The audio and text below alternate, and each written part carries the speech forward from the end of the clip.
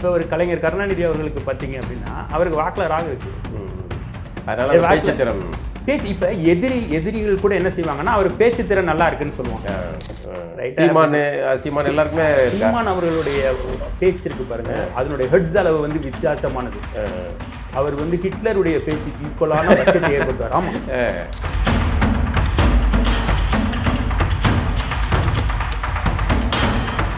ஒரே ஃபார்மெட் யாருக்குன்னா எழுதி வச்ச ஃபார்மெட் அப்படி சொல்லக்கூடாது. சொன்னா அது கண்ணுக்கு முன்னாடி நடக்கணும். 300 வருடம் கழித்து என்ன நடக்கும் தெரியுமா? அதெல்லாம் கிடையாது. நாமெல்லாம் இறந்த பிறகு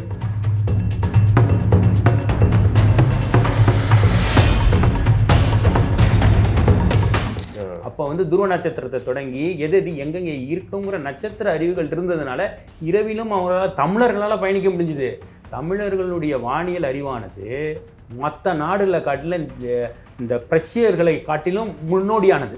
இவ்வளோ துல்லியமாக இல்லை உங்களுக்கு எதுவும் மேட்ச் ஃபிக்ஸிங் பண்ணுற அளவுக்கு எதுவும் நெட்வொர்க் வச்சுருக்கீங்களா? அதான் கமல் அந்த ரகத்தில் தான் பார்க்குறீங்க. கமல் மாதிரி நல்ல மிமிக்ரி பண்ணுறீங்க. கமல் என்ன சொல்கிறாரு?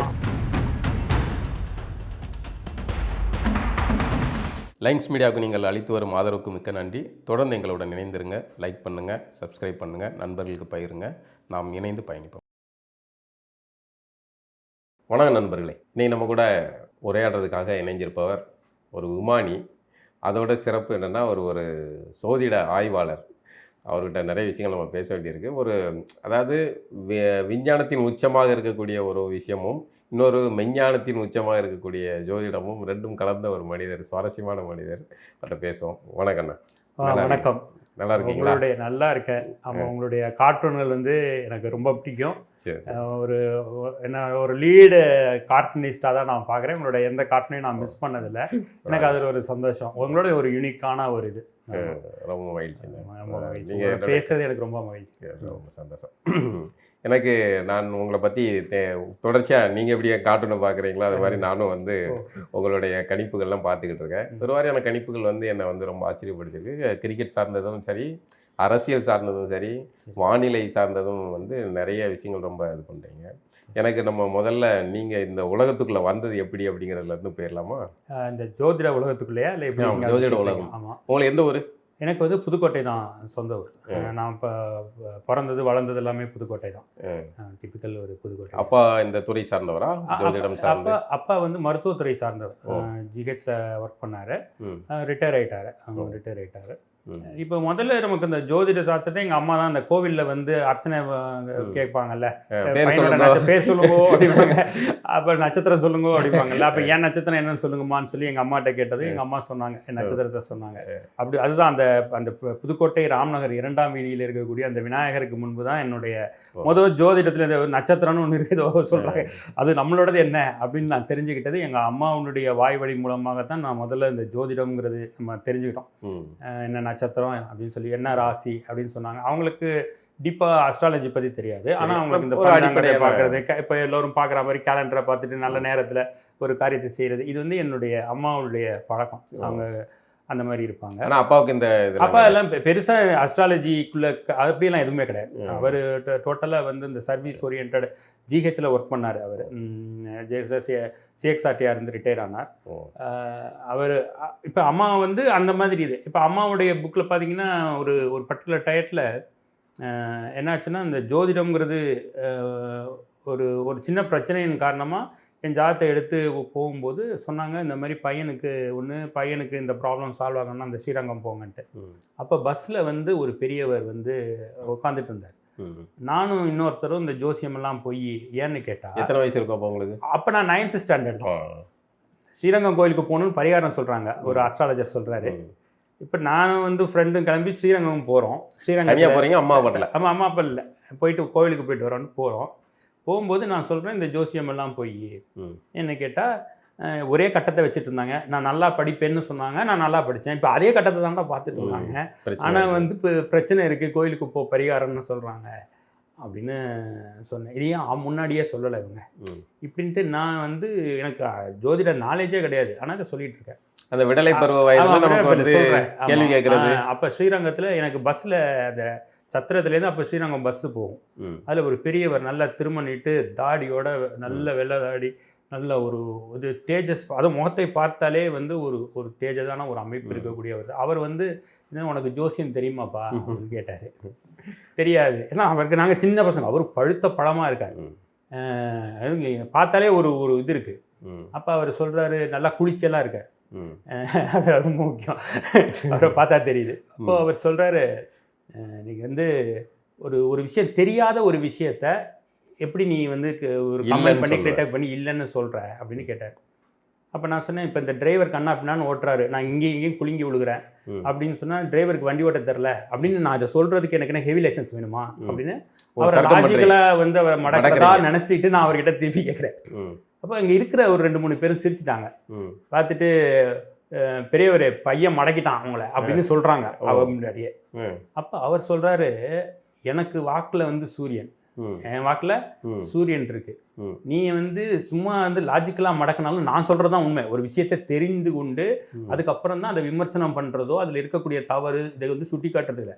ஒரு நுனிப்புள் மேஞ்ச மாதிரி இருக்கக்கூடிய ஒரு மனநிலையில் இருக்கக்கூடிய ஒருத்தர் வந்து அதை பற்றி விமர்சனம் செய்யக்கூடாதுன்னு சொல்கிறது தான் நான் சொல்கிறது தான் உண்மை. ஆனால் நீ கேட்குற ஆளுக்கு பிடிச்ச மாதிரி பேசுகிற பத்தியா, அப்போ எனக்கு எதிரான கிரகம் உன் வாக்கில் வந்து ராகு இருக்கணும் அப்படின்னு அவர் சொன்னார். நான் சொன்னேன், இதெல்லாம் ஒரு இது கதையா அப்படின்ட்டு. இல்லை, நீ உன்னோட வீட்டுக்கு போய் ஜாதகத்தை எடுத்து லான்னு அடுத்த கட்டத்தில் ரான்னு போட்டிருந்தா எனக்கு சொல்லு, ஃபோன் பண்ணி சொல்லு அப்படின்னு சொன்னேன். அப்படி இல்லைன்னா என்ன செய்வீங்க அப்படின்னு. நான் இனிமேல் உனக்கு ஜோசியம் சொல்கிறத விட்டுருவேன், ஆனால் மற்றவங்களுக்கு சொல்லுவேன், ஏன்னா அது எனக்கு என்னங்கிறது ஒருவேளை என்னுடைய கணிப்பு தவறாக இருக்கலாம். ஆனால் இப்படி இருக்கதான் வாய்ப்புகள் அதிகம், போய் செக் பண்ணு அப்படின்னாரு.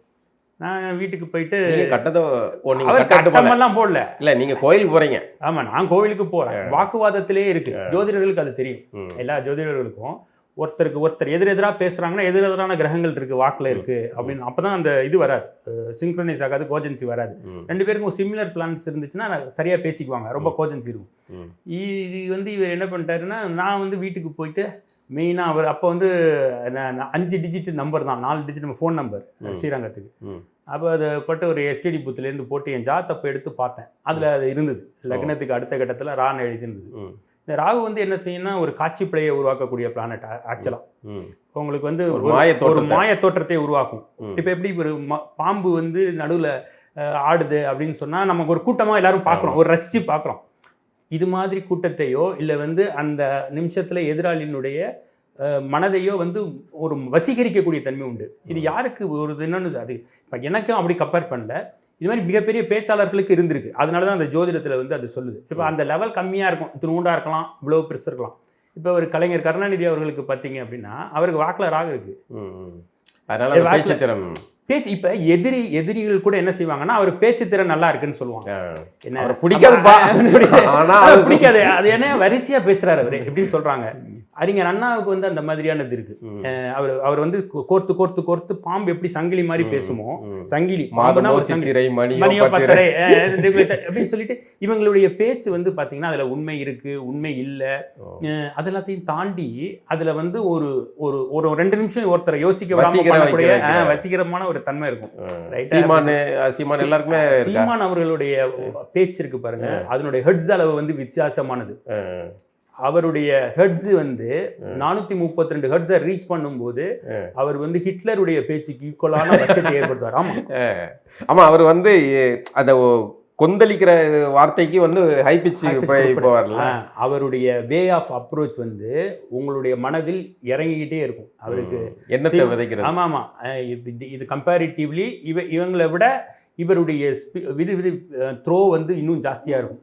அவர் சீமானுடைய அவருடைய பேச்சுக்கு தான் ஒரு மரியாதையும் அதிகரிக்கும், வசியமும் அதிகரிக்கும். அதில் உண்மையும் நிறைய இருக்குது. அவர் பேச உண்மை வந்து இருக்குது, அதிகமான உண்மைகள் இருக்குது. இப்போ இவங்க கிண்டல் பண்ணுறதுக்கு அதை எதை சொன்னால் கூட அவருடைய பேச்சுக்களில் எதிர்காலத்தை பற்றின பேச்சுகள் இன்னைக்கு நடைமுறைக்கு நிறையா வந்துருச்சு.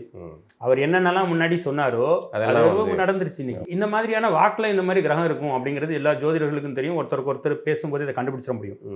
அப்போ அவங்க என்ன பண்ணுறாங்கன்னா, இப்படி சொன்னார், நான் போய் பார்த்தேன், அதே மாதிரி லக்னத்துக்கு 2ல் ரா இருந்துச்சு. அப்போ அவர் ஜாதகத்தை முழுசாக சொல்லுவா அப்படின்னு கேட்டார். சொல்லிட்டு அவர் சொன்னது என்னன்னா, ஜோதிடம் உண்டு அப்படின்ட்டு நீ தான் சொல்லிட்டு இருக்க போற. 1 2வது, உன்னால் பல பேர் ஜோதிடத்தை தெரிந்து கொண்டு ஜோதிடராக மாறுவாங்க. 2 வந்து இந்த ஜோதிட சாஸ்திரம் உண்மைங்கிறத நீ நிறையா பேருக்கு சொல்லி அதை புரிய வச்சு இருக்கக்கூடிய ஜாதக அமைப்பு எனக்கு இனிமேல் கவலை இல்லை, நான் பார்த்ததே ஒரு ஜோசியர் தான் அப்படின்ட்டார் அவர். ஜோதிடத்துக்கு அம்பாசிடரா மாறுவீங்க அப்படின்னு சொல்லிட்டாரு அவர். அவர் பேர் என்ன இதுன்னு தெரியுமா?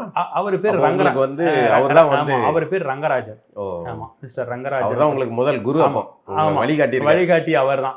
நான் வந்து அந்த அரங்கநாதன் நான் நினைச்சுக்கிறேன். என்ன இது ரங்கனம் பார்க்கறது தான் போயிருக்கீங்க, குறுக்க வந்திருக்காப்ல. ஆமா. இப்போ இந்த மாதிரி ஒரு அமைப்பு இருந்தது. அதனால நான் வந்து என்ன பண்ணேன், அவர் சொன்னார் இன்னும் 3 மாசம் கழிச்சு ஜாதகத்தை எடுத்துக்க கத்துக்கலாம், மேஷராசிலாம் படிக்க ஆரம்பிக்கலாம்னாரு. அப்போ எங்களுக்கு தெரிஞ்ச ஒருத்தர், இப்போ என்னுடைய குருநாதர் திரு ராமசாமி செட்டியார், இப்போ அவர் தெய்வஞர் ஞான ராமசாமி செட்டியார் புதுக்கோட்டையில் ஒரு 3 நாளுக்கு முன்னாடி முக்தி அடைஞ்சிட்டாரு. இப்போ அவர்கிட்ட வந்து என்னென்னா, நான் இந்த புத்தகத்தெல்லாம் எடுத்து வச்சு படிப்பேன். குடும்ப ஜோதிடம் அப்படிங்கிற புத்தகம் வந்து லிப்கோ பதிப்பகத்தில் போட்டு இந்த குடும்ப ஜோதிடம் எடுத்து வச்சு படிப்பேன். படிச்சுட்டு அவர்கிட்ட நான் சந்தேகம் கேட்கறதுக்காக போவேன், இந்த சாரம்னா என்ன அப்படின்னு சொன்னதும் அவர் 9ஆம் வகுப்பு படிக்கிறீங்க. நான் 9, 10லயே ஆரம்பிச்சிட்டேன். 9 அந்த 9th ஸ்டாண்டர்ட் படிக்க ஆரம்பிச்சிட்டேன். அது 10thலலாம் நான் ஐ ஸ்டார்டட் டு லேர்ன் மேஷ ரிஷபம் 27 நட்சத்திரம் ஆரம்பிச்சு காரக பலன் கிரக பலன்கள் எல்லாமே பார்க்க ஆரம்பிச்சிட்டேன். எனக்கு வந்து அப்போ என்னன்னா, நான் ஏதாவது ஒரு டவுட் வந்து வீட்டில் அம்மா என்ன சொன்னாங்க? இல்லை, அது அவங்களுக்கெல்லாம் ஓகே தான். பையன் நான் கேட்கறது என்னன்னா, திடீர்னு இவன் பாட புத்தகம் படிக்க வேண்டியது வந்து அதுலேயும் நல்ல மார்க் தான். அது 10th மேக்ஸில் சென்டம். அப்போ வந்து கொஞ்சம் வாங்குறது கஷ்டம். எங்கள் ஸ்கூலில் 4 பேர் வாங்கினாங்க, அதில் நான் ஒருத்தன். அப்படி அப்போ அது எஜுகேஷன் வைஸாக இவர் சேபிள். அதேமாதிரி நம்ம வீட்டில் வந்து எது வந்தாலும் கொஞ்சம் என்கரேஜ் பண்ணுவாங்க. எனக்கு விளையாட்டு சைடு ஒன்றும் பெருசாக எனக்கு இதாக வரல. எனக்கு இந்த அஸ்ட்ராலஜி நல்லா வரும், படம் வரைகிறதுக்கு அது ஒரு இன்ட்ரெஸ்ட்டு, அது ஓரளவு வரும். அந்த மாதிரி இருக்கிறதுனால இந்த அஸ்ட்ராலஜி படிக்க ஆரம்பித்ததும் அதை பற்றி இது பண்ண மாட்டாங்க. உங்களுக்கு இன்னொன்று தன்னியல்பாக அது மேலே ஆர்வம் வரும்போது அதை படிச்சுட்டு போகிறாங்க. ஏன்னா நமக்கு இங்கே அகாடமிக் சைடு வந்து நம்ம எங்கேயும் தொய்வாகவே இல்லை. சரி, அவரை எப்படி கண்டுபிடிச்சிங்க? என்னுடைய குருநாதர் வந்து எனக்கு அவர் ராமசாமி செட்டியாருங்கிறவர் எங்கள் ஃபேமிலி ஃப்ரெண்டு. அவர் எங்கள் ஃபேமிலி ஃப்ரெண்டு. எங்கள் வீதியிலேருந்து ஒரு 4 வீதி தள்ளி இருந்தார். எங்கள் அப்பாவும் அவரும் ஃப்ரெண்ட்ஸு. ஓகே. அதனால என்னன்னா, நான் போய் பார்ப்பார் அப்படிங்கிறது நம்ம தெரியும். எங்களுக்கு அவர் பார்த்துருக்காரு, அதனால தெரியும். அப்போ போய் அவர்கிட்ட பேசுறது. அஸ்ட்ராலஜி வந்து நிறைய பேச தான் சார் அந்த நாலேஜ் வந்து இதாகும், கெயின் ஆகும். அதே மாதிரி அவர்கிட்ட சிறப்பான அம்சம்னா காரகம் பிடிக்கிறதான். காரகத்தெல்லாம் சொன்னாங்கன்னா, அதாவது நீங்கள் போகிற வழியில் கூடையில் வந்து கத்திரிக்காய் ஏற்றிட்டு உங்கள் வண்டியில் ஒருத்தர் ஏறுவாங்க, லிஃப்ட் கேட்பாங்கன்னு சொல்லுவார். அப்படியே தான் நடக்கும். அதெல்லாம் இப்படி சொல்கிறது எப்படின்னா, அந்த மாதிரியான விஷயம்லாம் தான் இப்போ சில பேர் ஜென்ரலாக சொல்கிறாங்க. இந்த ஜோதிடத்தில் பார்த்தீங்கன்னா கல்யாணம் நடக்குமா நடக்காதா, இது மாதிரியான விஷயத்தெல்லாம் தாண்டி இந்த பிரஷ்ன சாஸ்திரத்துக்குள்ள ஜோதிடத்தில் 2 மெயினாக இருக்குது. அதாவது ஜனன ஜாதகத்தை பார்ப்பது, ஒரு பிறந்த ஜாதகத்தை பார்க்குறது. பிரஷ்னம் கேள்வி கேட்டதும் அதுக்கான பதில் சொல்கிறது. இந்த இன்றைய கிரக நிலவரத்தை வைத்து கணித்து பலன் சொல்கிறது. அதில் அவர் உங்கள் குருநாதர் வந்து அதெல்லாம் எக்ஸ்பர்ட். இல்லை, நெல்லை வசந்தன் ஐயா இருக்கார்ல, அவரும் இந்த வந்து தனித்துவமானவர். தனித்துவம் வந்து எப்படின்னு கேட்டிங்கன்னா, ஒரு ஜோதிடரும் தன்னுடைய வாழ்க்கையில் நடந்த சம்பவம், தான் ஜோதிடத்தை வந்து கனெக்ட் பண்ணி வச்சிருக்கக்கூடிய அனுபவம், இதே ஒரு எசன்ஸாக இருக்கும். அதனால அது மண்டை முழுக்க அதுக்குள்ளே சிந்தனையாக இருக்கணும். கொஞ்ச நாளுக்கு இந்த சந்திரமுகி படம் மாதிரி இந்த அஸ்ட்ராலஜர் வந்து யாரெல்லாம் ஷைன் பண்ணாங்களோ அவங்களுடைய வாழ்க்கையெல்லாம் பார்த்தீங்கன்னா, அவங்களுடைய அந்த ரத்தம், நாடி, சதை எல்லாமே வந்து ஜோதிடமாகி போயிடும். இத்தனை மணிக்கு வந்தோன்னா அந்த பஞ்சபட்சி இருக்கா இல்லைன்ட்டு அவங்க அதுவாகவே மாறிடுவாங்க. அது ஒரு சிறப்பம்சம். அதனால தான் வந்து என்னென்னா, அதுவாக மாறும்போது தான் அவங்க கேட்குற கேள்விக்கு பதில் சொல்கிறது, இல்லை கட்டத்தை பார்த்ததும் யூனிக்காக வந்து ரிசல்ட் சொல்லுவாங்க. இப்போ ஒரு பேட்டியை கேட்டாங்க, எல்லாரும் சொல்கிறாங்க மழை பெய்யுன்னு சொல்கிறாங்க, நீங்கள் ஏதாவது வித்தியாசமாக சொல்லுங்கள், வெள்ளம் வரும். அப்போ அதனால தான் நான் சொன்னேன், இத்தனாம் தேதி வந்து இது ஆலங்கட்டி மழை பெய்யும் அப்படின்னா, அந்த ஆலங்கட்டி மழை விழுந்துருச்சு. அதுவும் என்னன்னா பரவலாக பெய்யும்னு சொல்லியிருக்கேன். எல்லா இடத்துலையும் பெய்யும் சார், ஒரு இடத்துல 2 இடத்துல இல்லை, எல்லா இடத்துலையுமா பெய்யும்ட்டு. இப்போ கர்நாடகா, ஈரோடு, என்ன செயற்கை இருக்கலாம். அதுக்கு வந்து சுக்கிரன், கேது. கேதுவானது இப்போ கோச்சாரத்தில் வந்து சுக்கிரனுடைய நட்சத்திரத்தில் இருக்குது. சுக்கிரனானது கேதுவுடைய நட்சத்திரத்தை நோக்கி நகர்ந்துருச்சு, பக்கத்துக்கு போக ஆரம்பிச்சிருச்சு. அப்போ வந்து என்னென்னா, அந்த ஆளுங்கட்டி மழை வர்றது, குளிர் அதிகரிக்கிறது, சம்மந்தமே இல்லாத இடங்கள்லாம். இப்போ சாதாரணமாக ஊட்டியில் குளிர்றதுங்கிறது வேற, சம்மந்தம் இல்லாத இடத்துல அது நடக்கணும். அப்போ தான் வந்து அந்த ஜோதிட கணிப்புக்கான மகத்துவமே இருக்குது. எல்லாரும் சொல்லலாம் ஐப்பசி மாதம் மழை பெய்யும், இது யாரும் சொல்ல மாட்டாங்க. இயல்பானது, காலத்தை இயல்பாக நடக்கிறது. அது கிடையாது. மே மாசத்துல 2 புயல் வரும் அப்படின்னு சொன்னோம்னா அது ஜோதிடம், அது முன்கணிப்பு, அது சிறப்பு. முழுக்க அவர்கிட்ட நீங்க அவர் முழுக்கன்னு கிடையாது. அவர்கிட்ட பேசுனல இதுக்கப்புறம் 1 மாசம் கழிச்சு அவர்கிட்ட பேசு, ஒரு 10 நிமிஷம் 20 நிமிஷம் அவர் சொல்லுவார், இப்படி நடக்கும் அது நடக்கும் அப்படிங்கிற மாதிரிலாம் சொல்லுவார். அது ஏன் அப்படி சொல்றதை விட எனக்கு என்னன்னா அவர் ஏன் சொன்னார், அதை எந்த கிரக நிலவரத்தை பிடிச்சாரு அப்படிங்கிறது தான் நம்மளுடைய இது. அப்புறம் சாந்தமூர்த்தின்னு ஒருத்தர் இருந்தார். அவர் ஜோதிடத்துக்கு உனக்கு என்ன புக்கு வேணுமோ வாங்கி படிச்சுக்கோப்பா அப்படின்னு சொல்லுவார். ஆமாம். அப்புறம் கண்ணாடுன்னு ஒருத்தர், அவர் ரொம்ப இம்ப்ரெசிவான ஒரு அஸ்ட்ராலஜர். அவர் இதில் இருந்தார், புதுக்கோட்டை அக்ரஹாரத்தில் இருந்தார். அவர் என்ன செய்வாருன்னு கேட்டிங்கன்னா, ஒரு நாளைக்கு நானும் அவரோட பையன் வரதராஜன், அவருன்ற ஜோதிடராக இருக்கார், நாங்கள் 2 பேரும் பேசிகிட்டு இருக்கோம். என்ன பண்ணுவோம், எப்படி ஜோசியம் பற்றிலாம் பேசுவோம், அப்படி சின்ன டிஸ்கஷன் பண்ணிகிட்டு இருக்கும்போது அவர் வர்றார், வாசலுக்கு என்ன 2 பேரும் ஜோசியம் பேசுகிறீங்கன்ட்டு. அப்புறம் இப்போ என்னென்னா மழை வருமானு ஒரு கேள்வி மனசுக்குள்ளே வருது. இப்போ என்னது, சந்திரன் போகிறது திருவாதிரையில் இருக்குது, லக்னமும் திருவாதிரையில் இருக்குது, மழை வரும் ஆனால் விழுந்ததும் 5 நிமிஷத்தில் காஞ்சிரும் அப்படின்னு சொல்லிட்டு 7:03க்கு, அதாவது அப்போ 7:03க்கு நியூஸ் போடுவாங்க தூர்தர்ஷனில். சரி நான் நியூஸ் பார்க்க போகிறேன் அப்படின்னு போயிட்டார். வானத்தில் நட்சத்திரம் அப்படியே ஃபுல்லாக இருக்குது சார், ஒன்றும் க்ளவுடியாலாம் வாய்ப்பே இல்லை, அது வாய்ப்பு இல்லை. சொன்ன மாதிரி கிடுக்கிடுன்னு ஒரு 5 நிமிஷம் மழை பெஞ்சுது, அப்படியே காஞ்சிடுச்சு. அப்போ நான் நினச்சிக்கிட்டேன், இப்படி அடிக்கணும்ண்ணா பலன்னா. அஸ்ட்ராலஜினா சும்மா ஏதோ ஒன்று குருட்டாம்போக்கில் சொன்னோம் பண்ண ஒரே ஃபார்மெட் யாருக்குன்னா எழுதி வச்ச ஃபார்மெட் அப்படி சொல்லக்கூடாது. சொன்னால் அது கண்ணுக்கு முன்னாடி நடக்கணும். 300 வருடம் கழித்து என்ன நடக்கும் தெரியுமா, அதெல்லாம் கிடையாது. நாமெல்லாம் இறந்த பிறகு அதெல்லாம் சும்மா அந்த ஜோதிடத்தில் இப்போ நடக்கிறது சொல்லுங்க. கண்ணுக்கு முன்னாடி நடக்குமா, கண்ணுக்கு முன்னாடி கிரிக்கெட்ல விக்கெட் விழுமா, கண்ணுக்கு முன்னாடி ஒரு விஷயம் ஜெயிக்க முடியுமா, கண்ணுக்கு முன்னாடி போர் நடக்குமா. பல ஜோதிடர்கள் போரெல்லாம் அங்கே நிறைய பேர் நல்லா கணிச்சாங்க. இப்போ முன்னாடியே நான் உங்களுக்கு இன்னொரு ஆச்சரியம், நாஸ்ட்ரோடாமஸ் அந்த வாங்காவை விட நம் தமிழகத்தில் இருக்கக்கூடிய தமிழ்நாடு ஜோதிடர்கள் மிக துல்லியமான கணிப்புகளை முன்பே கொடுத்துருக்குறாங்க. அது அவர்னு கிடையாது, அதில் நிறைய பேர் கொடுத்துருக்காங்க. இப்போ இந்த நமக்கு எப்படின்னா வேற எங்கேயாவது சிவப்பா இருக்கிற made in Germany, made in Einstein சொன்னாதான் நான் எதையும் ஒத்துக்குவேன், இல்லைன்னா அப்படி பேப்பரை கசக்கி அதை ஒரு ஆதாரம் தூக்கி போட்டுருவேன். அந்த மனநிலையெல்லாம் இருந்துச்சுன்னாலாம் இது அவங்கெல்லாம் முதல்ல ஆராய்ச்சியாளரே கிடையாது.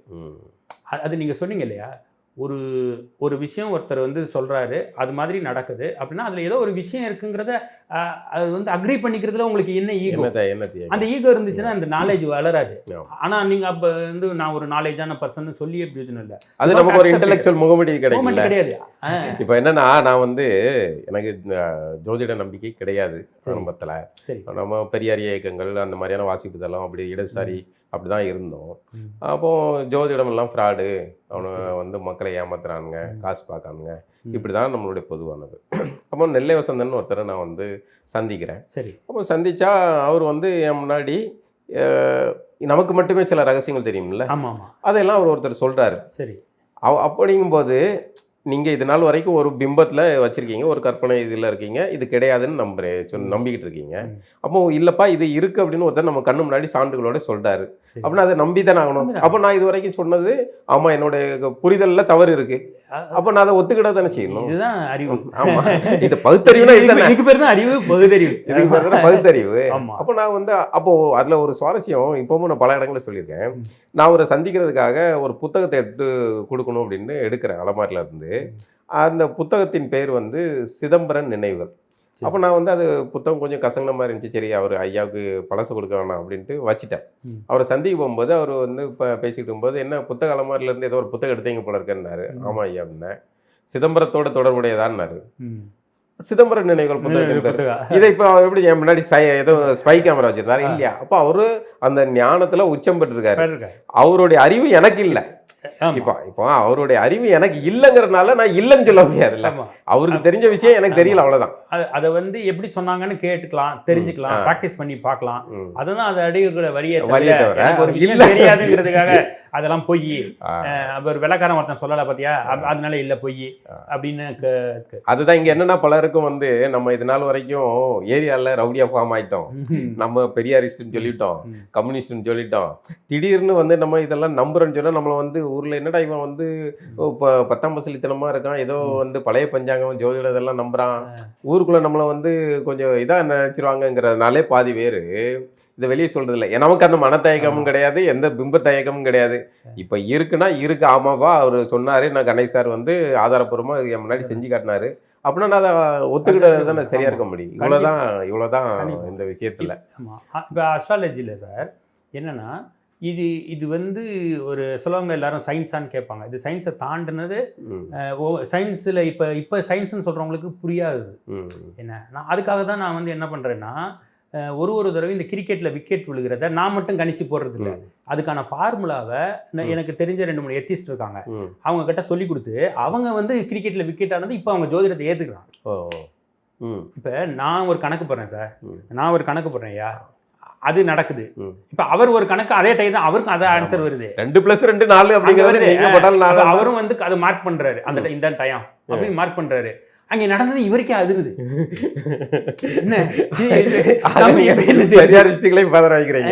அப்ப இது வேற ஒண்ணும் இல்லையா, அந்த ஒரு மனசுக்குள்ள இருக்க வன்மத்தை விட்டுட்டு இந்த ஜோதிடத்தை கத்துக்கங்கிறத என்னுடைய பணிவான வேண்டுகோள். இதை ஏன் வெறுக்கிறீங்க? இதை வெறுக்கிறதுக்கு என்ன காரணம்? ஏதோ ஒரு பர்டிகுலர் ஜாதிக்காரங்க இதை வச்சு டாமினேட் பண்றாங்க அப்படின்னு நீங்களா நினைச்சீங்க. அதெல்லாம் இல்ல, அது எல்லார்கிட்டையும் இருக்கு. பட்டினப்பாளைய புத்தகத்தை எடுத்து வச்சீங்கன்னா அதுல இருக்கு சனிக்கோளை பத்தி இருக்கு. இந்த சனி கோள்களை பத்தி எப்படி அவங்களுக்கு முன்னமே தெரியும்? அவன் நம்மளை விட ஞானத்துல இருந்திருக்கான், அவன் துல்லியமா கணக்கு போட்டு. ஐயா, கடல்ல ஆமைகள் போனது மட்டும் கிடையாது, வானத்தில் இருக்கிற நட்சத்திரத்தை வச்சு தான் இது நடந்துச்சு. வாயேஜ் போனாங்க. நம்ம சோழர்களோ சரி, கடல்வழி பயணத்தை தமிழர்கள் மேற்கொண்டதற்கு இந்த உயிரினங்கள் ஒரு காரணம் மட்டும் இல்லாம இரவுல வந்து நட்சத்திரம் இப்ப மாதிரி பொல்யூஷன்லாம் கிடையாது. அப்ப வந்து துருவ நட்சத்திரத்தை தொடங்கி எது எங்கெங்க இருக்குங்கிற நட்சத்திர அறிவுகள் இருந்ததுனால இரவிலும் அவங்களால தமிழர்களால் பயணிக்க முடிஞ்சுது. தமிழர்களுடைய வானியல் அறிவானது மற்ற நாடுகளை காட்டிலும் இந்த பிரஷ்யர்களை காட்டிலும் முன்னோடியானது. இப்ப இதெல்லாம் வந்து எடுத்தாலும் மூடநம்பிக்கைன்னு சொல்லிட்டு அதை நீங்க படிக்காம வருங்க, அதை படிக்கிறேன்னு சொல்றாலையும் படிக்க விடாம பண்ணி அதுதான் கொஞ்சம் வருத்தமா இருக்கு. மற்றபடி இந்த வன்மத்தை விட்டு இந்த ஜோதிடத்தை அனைவரும் படிக்க வேண்டும் என்பதுதான் வேண்டுகோள். அதான் நான் ஆரம்பத்தில் சொன்னல அறிமுகப்படுத்தும் போது ஜோதிடம் ஒரு பக்கம், விஞ்ஞானம், நீங்க விமானி, அதான் சுவாரஸ்யமே. விமானி வானத்துல வந்து பறக்கக்கூடிய ஒரு விஞ்ஞானத்தை தெரிஞ்சு வச்சிருக்க, அந்த பணியை செய்யக்கூடியவர், அதை இயக்கக்கூடிய ஆற்றல் பெற்ற ஒருத்தர். இன்னொரு பக்கம் வந்து ஜோதிட எதுவும் இருக்குங்க. ரெண்டும் நார்மலான ஒரு ஜோதிடர் அப்படிங்கிறது வேற. இப்போ இவர்கள் நம்மகிட்ட என்ன உதாரணம் காட்டுவாங்க, விஞ்ஞானம் எவ்வளவு வளர்ந்துருக்கு பத்தியா, அறிவியல் எவ்வளவு வளர்ந்துருக்கு அப்படிம்பாங்க. இப்போ அந்த துறை சார்ந்த ஒருத்தர் அதுக்கு நேரான சொல்லப்படுற ஒரு விஞ்ஞானத்தை நீங்க வந்து அறிஞ்சு பயணம் செய்றீங்க. இப்போ இந்த ஜோதிடத்திலேயே பார்த்தீங்கன்னா நிறைய விதமான ஒரு பின்தங்கிய ஒரு தாட் ப்ராசஸ் இருக்குது. அது நடைமுறைக்கு ஒத்து வராத தாட் ப்ராசஸ் இருக்குது. சில சமயத்தில் இந்த கோரைகள் எல்லாம் பார்ப்பாங்க. அது எல்லாத்தையும் விட இப்போ நம்ம வந்து சந்திராயன் வந்து வெற்றி ஒரு முதல் தடவை தோல்வி அடையும் போது இது தோல்வி அடையும்னு முன்னாடியே சொன்னோம், அந்த டைமை வச்சு அதெல்லாமே சொல்ல முடியும். இந்த இதில் இதெல்லாம் விஞ்ஞானத்தை தாண்டின ஒரு விஞ்ஞானம். இப்போ ஒரு டயத்தில் வந்து ஃப்ளைட்டு கிரவுண்ட் ஆகிடும், இன்றைக்கி ஃப்ளைட்டு பறக்காதுன்னு நம்ம முன்னாடியே சொல்கிறோம். அதே மாதிரியே அந்த ஃப்ளைட்டில் ஏதோ ஒரு டெக்னிக்கல் ஸ்னாக் ஆகி அது படுத்துக்குது. இப்போ அது ஒரு பயணம் நடக்குமா நடக்காதா? இதெல்லாமே வந்து நானும் வந்து என்னென்னா சார், எப்படின்னா ஐயா, இது வந்து இப்படியெல்லாம் நடக்குதுன்னு தெரிஞ்சுதான் நான் பிரமிச்சு போய் அது உண்மைக்குள்ளே போய் மாட்டிக்கிட்டேன். என்ன அது நம்மளை வந்து இழுத்துருது.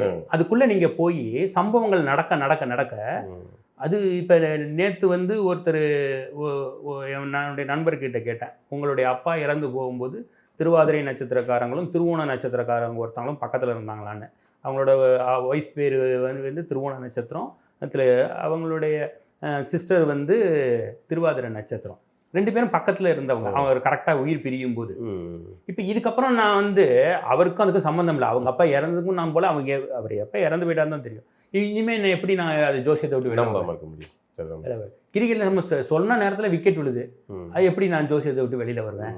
சொல்கிற நேரத்தில் இது ஆலங்கட்டி மழை பெய்யுது, அது சொன்ன நாள் எரிமலை வெடிக்குது. அப்போ நான் எப்படி ஜோதிடத்தை விட்டு வெளியில் வருவேன்? நீங்கள் எவ்வளோ சொன்னாலும் நீங்கள் சொல்லிக்கோங்க இது ஒரு மூட நம்பிக்கை, இது ப்ரூவ்டு இல்லை அப்படின்னு. ப்ரூவ்டுனா யார் அதை ப்ரூவ் பண்ணணும் அப்படின்னு, யார் வந்து அதை அங்கீகரிக்கணும் அப்படின்னா ஏதோ ஒரு வெள்ளைக்காரன் ஏதோ ஒரு யூனிவர்சிட்டியில் கொடுத்து, ஆமாம் அப்படி இருந்தால் தான் நான் அங்கீகரிப்பேன்னா, நீங்கள் அங்கீகரிக்கவே வேண்டாம். நீங்கள் வந்து அங்கீகரிக்க வேண்டிய அவசியம் இல்லை, நாங்கள் அதை பயன்படுத்திக்கிறோம். ஒவ்வொரு தலைமுறையாக ஒவ்வொருத்தட்ட கடத்தி அது வந்து பயணம் செஞ்சுக்கிட்டே தான் இருக்காது, சுற்றிக்கிட்டே தான் இருக்குது. நிறைய அஸ்ட்ராலஜர்ஸ் வந்து எமர்ஜ் ஆகி ரிசர்ச் பண்ண ஆரம்பிச்சிட்டாங்க. அதுதான் அதில் இருக்க ஒரு பெரிய பெனிஃபிட். இல்லை, இது உண்மையில் நான் இதை எப்படி புரிஞ்சுக்கிட்டேன்னா, இப்போ நீங்கள் ஒரு விமானி அப்படின்னா விமானம் ஓட்ட தெரியும், ஒரு மருத்துவர்னா மருத்துவம் ஓட்ட தெரியும், மருத்துவம் பார்க்க தெரியும், இப்படி ஒரு துறை சார்ந்த. இப்போ நான் படம் வரைகிறேன், கார்ட்டூன் வரைய தெரியும். ஆனால் ஒரு ஜோதிடருக்கு எல்லா ஞானமும் இருக்கணும் அப்படின்னு நான் நினைக்கிறேன். கண்டிப்பாக ஜோதிடரை, ஏன்னா ஒரு விமானி அவர் வந்து ஐயா எனக்கு பணி சார்ந்த இதை பற்றி அவருக்கு ஒரு பிரச்சனை இருக்கும், ஒரு மருத்துவருக்கு இருக்கும், எல்லாரும் வந்து ஜோதிடர் ஆலோசனை கேட்பாங்க. கண்டிப்பாக. அப்போ அவர்கிட்ட ஒரு ஜோதிடராக இருக்கிறது சாதாரண விஷயம் இல்லை. ஆமாம், கண்டிப்பாக தெரிஞ்சுக்கணும். அதுலேயும் குறிப்பாக இப்போ நீங்கள் சொன்னீங்க இல்லையா, அந்த லிஸ்ட்டு ஒன்று குழந்தைங்களை வந்து என்ன படிக்க வைக்கலாம்னு கேட்பாங்க. இப்போ எஜுகேஷன் சிஸ்டம் என்னங்கிறத கண்டிப்பாக தெரிஞ்சுக்கணும். அப்போ குழந்தைக்கான எதிர்காலத்தை, இந்த ஜோதிடத்தின் பர்பஸே என்னன்னா எதிர்காலத்தை வளமாக்கி கொள்றதுக்கு தான். காலத்துக்கு ஏத்தாப்புல அப்டேட் ஆகிட்டே இருக்கும். அதே மாதிரி ஒரு செயலை செய்கிறது காலம் கருதி இடத்தார் செய்.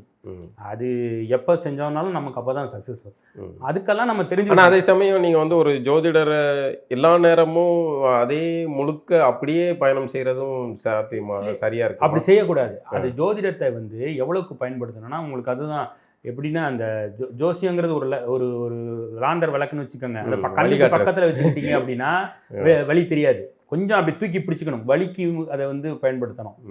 எல்லாத்துக்குமே நம்ம பயன்படுத்தும் போது ஒரு ஜோதிடராக பயன்படுத்திக்கலாம்.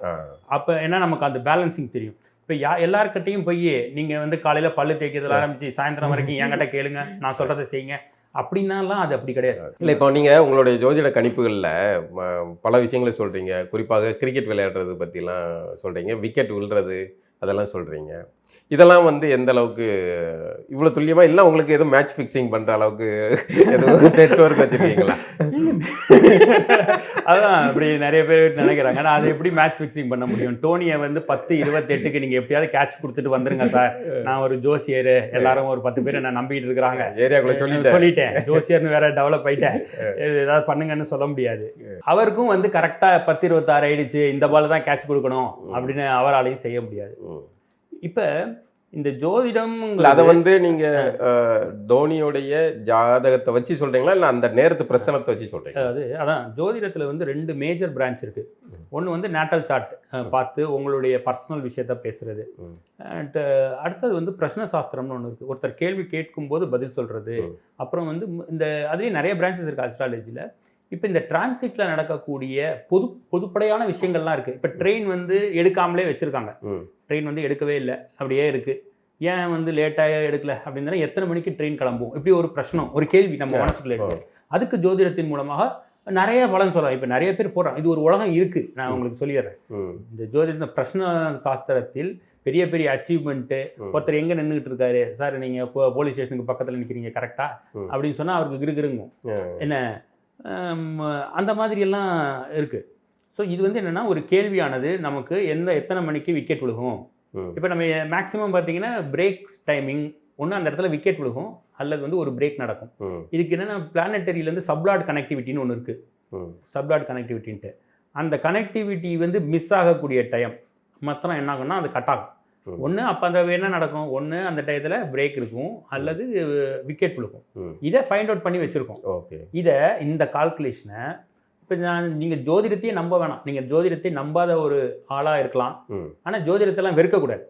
ஜோதிடர்களையோ வெறுக்க வேண்டாம், ஏதோ ஒரு காரணத்தினால யாரோ ஒரு ஜோதிடர் இருக்காங்க. நீங்கள் அதை கற்று உங்களுக்கு நிஜமாவே இன்ட்ரெஸ்ட் இருந்துச்சுன்னா அது வந்து நான் மட்டும் பண்ணுறது இல்லை. இப்போ நான் ஏன் விக்கெட் ப்ரிடிக்ஷன் போடுறேன்னா, இன்னைக்கு பார்த்தீங்கன்னா பல ஜோதிடர்கள் வந்து யார் ஜெயிப்பான்னு துல்லியமாக சொல்லிட்டு இருக்காங்க, அடிச்சு தூள் கலப்புறாங்க. நிறைய அஸ்ட்ராலஜர்ஸ் எங்கள் யார் ஜெயிப்பாங்க அப்படின்னு சொல்கிறாங்க. கரெக்டாக நம்ம ஒரு ஸ்டெப் அஹெடாக இருக்கணும்ல. நான் ஒரு 35 வருஷத்துக்கு முன்னாடி ஜோசியம் கற்றுக்கிட்டேன்பா, நான் ஒரு ஸ்டெப் அஹெடாக இருக்கணுங்கிறதுனால நான் வந்து எந்த நிமிஷம் இன்னும் அக்யூரசி லெவல் போகிறது. அப்போ அவங்களுக்கு இன்னும் கொஞ்சம் இன்ஸ்பிரேஷன் கிடைக்கும். ஓ என்னடா அது விக்கெட் விழுகிற நேரத்தை ஒருத்தரால் சொல்ல முடியுமா அப்படிங்கிறது. ஸோ இப்போ பொதுப்படையாக ஏதோ ஒன்று சொல்லிட்டு இருக்காம வேலை கிடைக்கும் கிடைக்காது, கல்யாணம் ஆகாது, பிறக்க குழந்தை ஆனா பெண்ணா, இதெல்லாம் கேட்டு கேட்டு கேட்டு ஒரு மாதிரி புளிச்சு போச்சு.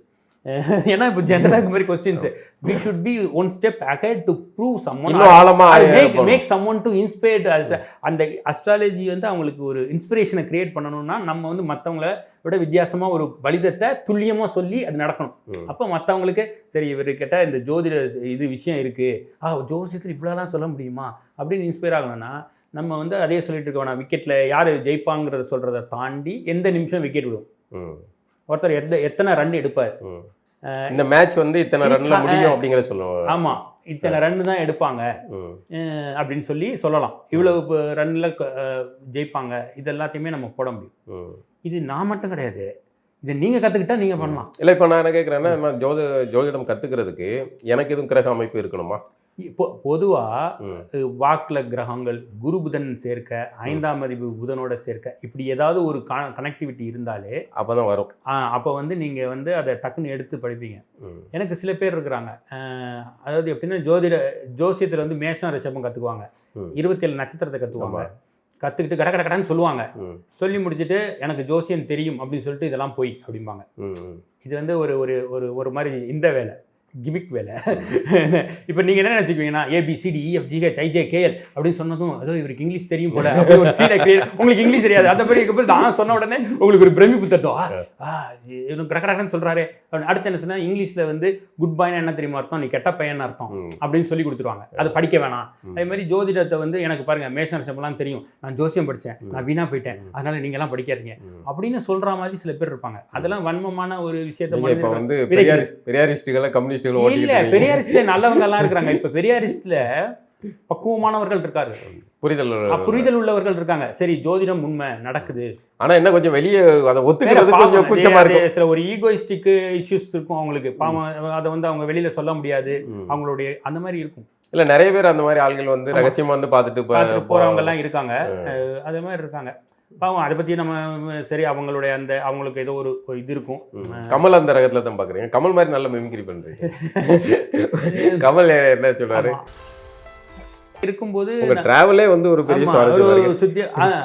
இப்போ நான் இந்த லைனுக்கு வர்றதையே தலையை சுற்றி மூக்க தொடுறதுக்கே இல்லைன்னா இந்த ஜோதிடம் இல்லைன்னா நான் தொட்டே இருக்க மாட்டேன், பயங்கர ஜாஸ்தியாக இருக்கும். இல்லை ஒரு சுனாமி வரும். இப்போ ஜாலியன் வாலாபாக் படுகொலை அன்னைக்கு என்ன அப்படின்னு பார்த்தீங்கன்னா செவ்வாய் சனி கேந்திரம் குரு புதன் கேந்திரம் அப்படின்ட்டு இது மாதிரி நான் ரிசர்ச் பண்ணி வச்சிருக்கேன் நிறைய.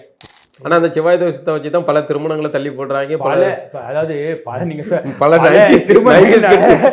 பல திருமண தடைகளுக்கு காரணமே ஜோதிடர்கள் தான். என்ன